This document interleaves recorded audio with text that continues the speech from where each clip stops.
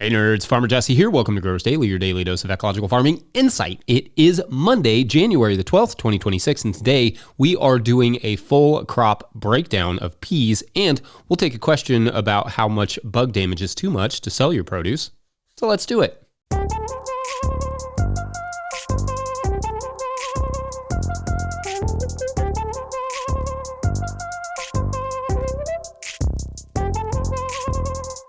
All right. Happy Monday, everyone. I hope you all are doing well and feeling refreshed after your weekends. Hopefully they were restful, full of good things, happy victories, educational defeats, looking at you, man, you. Whatever it may have been, our weekend was pretty laid back, to be honest. This was the weekend where the big English teams joined the FA Cup tournament, which is basically a giant soccer tournament where lower level teams have a chance to play the best of the best, but very lower level teams. We could start a no-till growers team with a bunch of farmers in England and have a chance to play our way into this round of the tournament. There's really just nothing like it in most major American sports. It is so much fun to watch. It would be like a Division II college baseball team getting to play like the Yankees, potentially in their home stadium. Anyway, Hannah and I love that, and we did a lot of hanging out with the kids and watching that tournament, and I did a lot of reading, but not on farming. Where's that book? But rather a book by Bill Buford called Among the Thugs. That's awesome. It's just about soccer hooliganism in the 1990s and 80s. Yeah, very fascinating. Anyway, I felt good after a solid week of farming last week where we got a weirdly warm January, so that was nice. One, in fact, that culminated on Friday when I got bed prepped for the primary subject of today's episode. But before we dive into all that, don't forget you can always send us your 20-second farm video clips to farmermike@no-tillgrowers.com.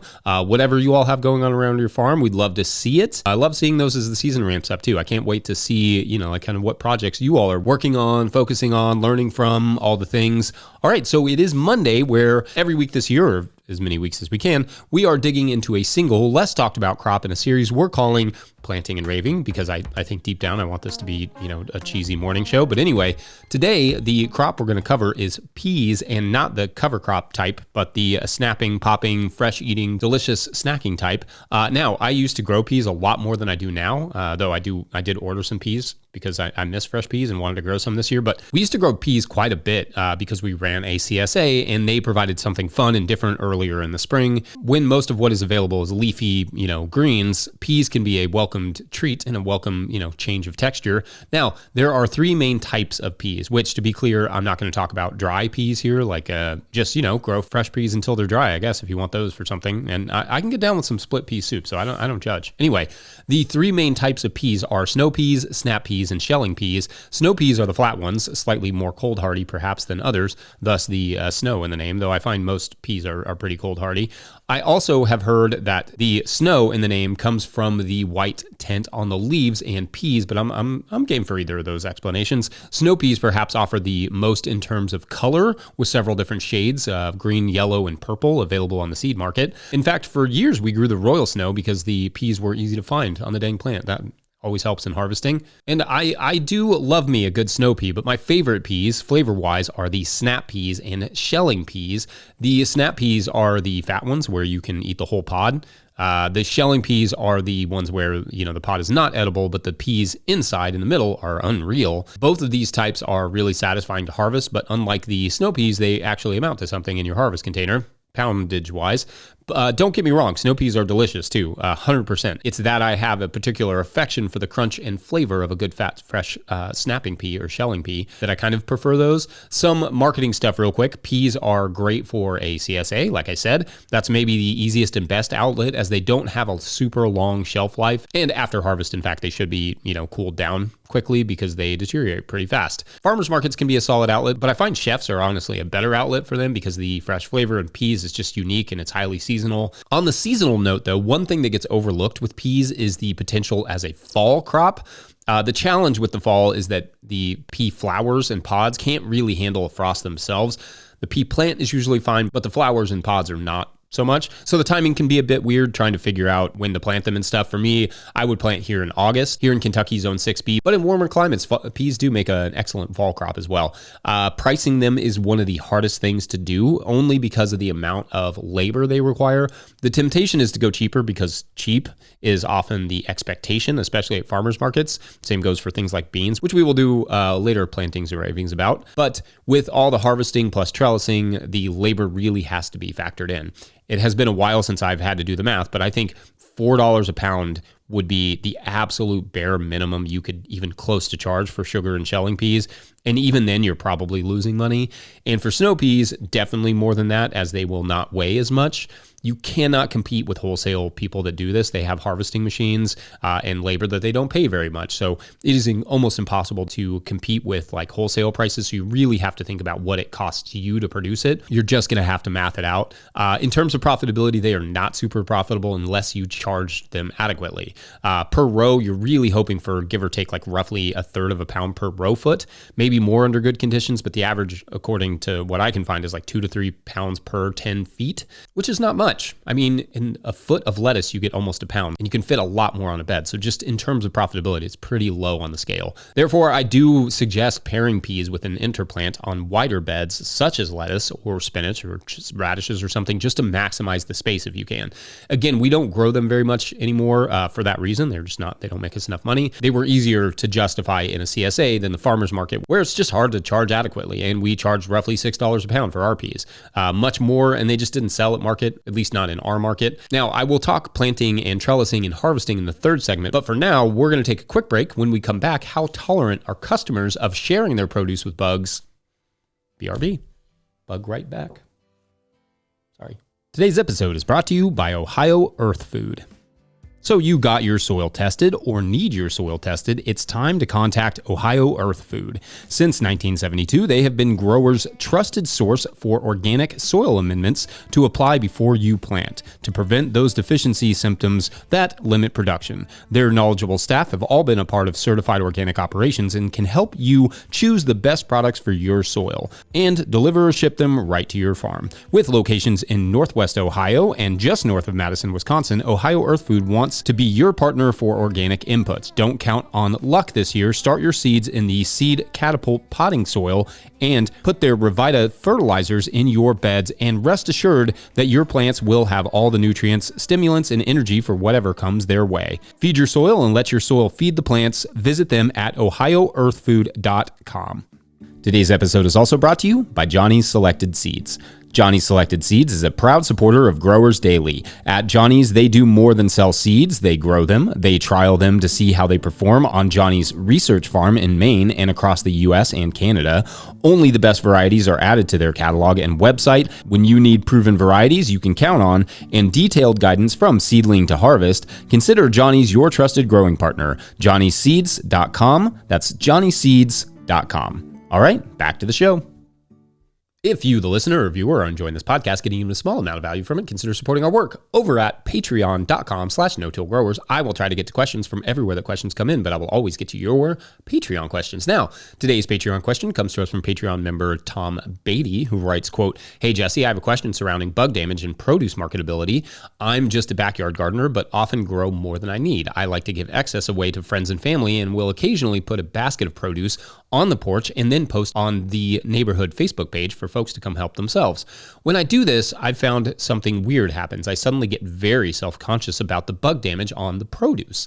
I never give anything away that has much damage at all, but those holes in the collards that I usually don't notice start looking pretty big when I'm about to give them to a neighbor.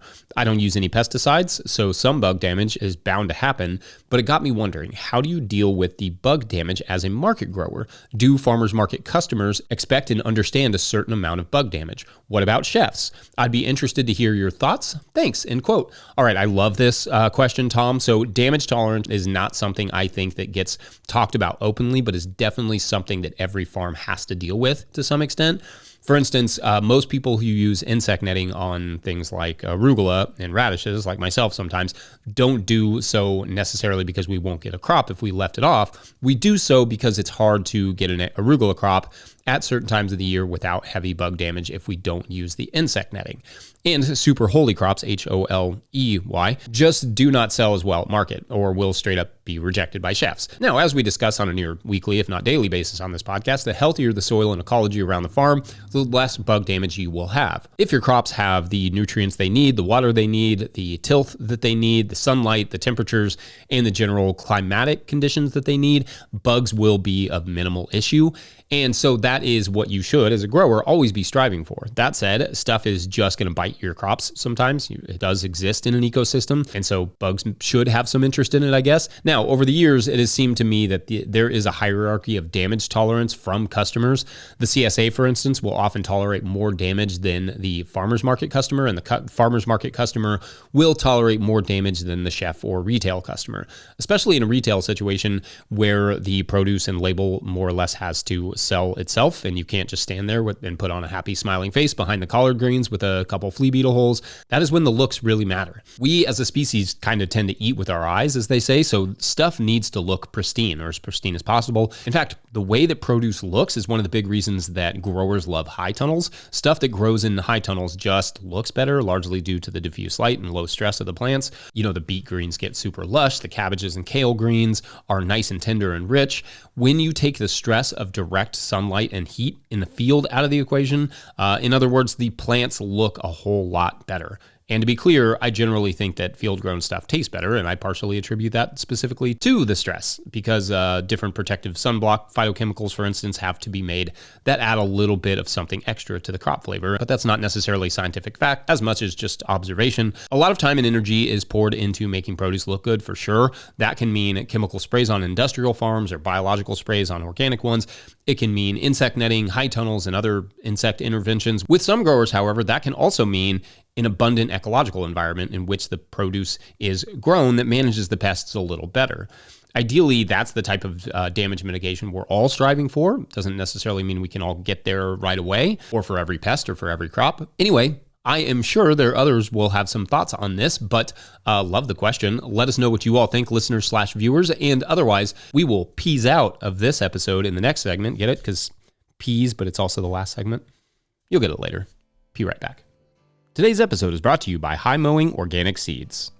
High Mowing Organic Seeds is celebrating their 30th anniversary with 48 fabulous new varieties for 2026. Highlights include downy mildew-resistant cucumbers, a poppy that looks like cotton candy, and 12 new tomato varieties. High Mowing offers more than 750 varieties of certified organic, non-GMO vegetables, flowers, herbs, and cover crops, all trialed for optimal performance in organic growing systems. High Mowing has the professional quality seeds and supportive grower reps to get you from seed to harvest. Visit highmowingseeds.com to request a catalog and use code 26NOTILL, all caps, for 10% off your order of $100 or more. That's highmowingseeds.com. All right, back to the show.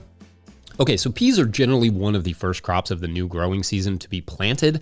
That's why I was working on it this week. We have planted them as early as February, and if you're in a tunnel situation, which that's where we're growing our little family patch of peas this year, then you could go as early as January in our climate, which again is Kentucky Zone 6B, and our last chance of frost is roughly May 10th, though usually by May 1st we're good. We'll usually look at the weather and make sure, but usually May 1st. Really, even in our climate, March is fine for planting. It doesn't have to be super early. Peas are just one of the things that you will likely plant in your first plantings.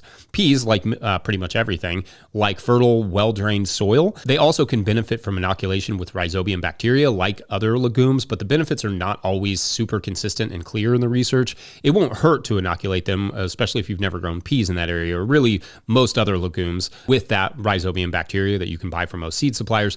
If you can't do that or don't want to buy another product, what I usually do with all legumes is soak them in a compost tea or extract overnight at room temperature before sowing them. This speeds up germination, which is good because as soon as pests find them, they will devour them. So getting the peas growing as fast as possible is ideal.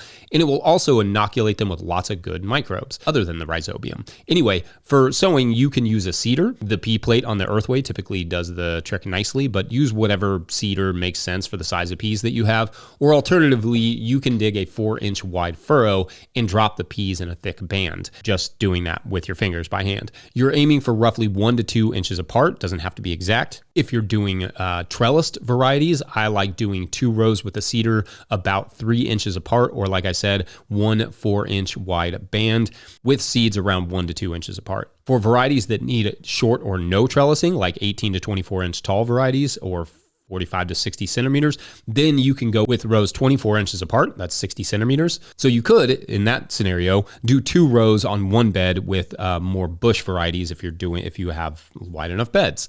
Then for trellising, cattle panels or woven wire fencing work well for reusability. I do not personally love the plastic cord and oven netting. 1, because it's hard to reuse, and 2, it just gives off that, like I'm going to go choke a dolphin in the ocean one day vibe. So I don't love it. I used it for a couple of years, carefully rolling it up and, unrolling it, but never again. It's a pain to work with. And again, dolphins. The 4-foot tall woven wire fencing is more expensive, of course, but its usability will last forever.